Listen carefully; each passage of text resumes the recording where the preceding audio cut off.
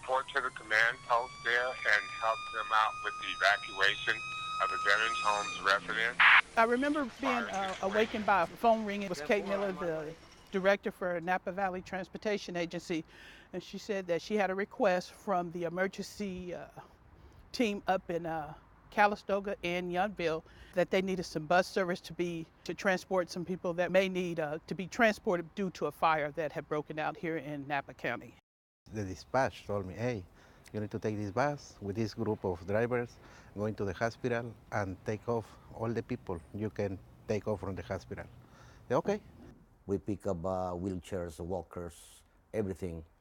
And the first thing I saw was their faces. They were scared.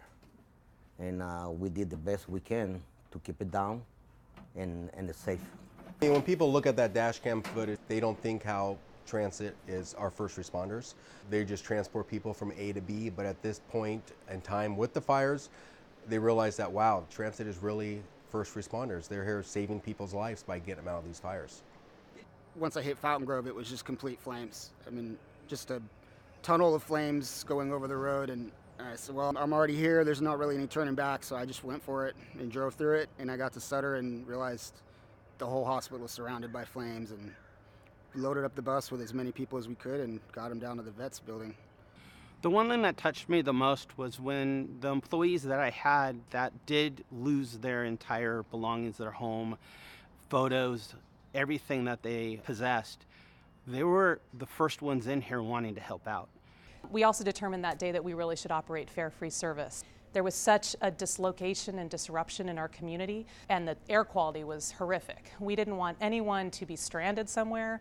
We didn't want anyone to be walking out in that air when they could get on the bus. So the idea was, we're all in this together. Get on the bus, and we will get you where you need to go. And nobody should have to be stranded out in the middle of this disaster. I truly think that our employees are heroes. Everyone came together as a team. Everyone was there, and I'm very grateful for them. I'm grateful they're on my team. It's awesome. You're starting to see a neighborhood again. A lot of the trees are gone, of course, but the rebuilding started out slow, and in the last year it has improved greatly.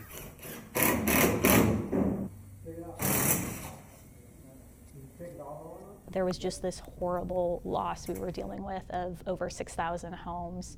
So what could we do as this public agency to really help rebuild our community? And that's how Advanced Energy Rebuild really came about.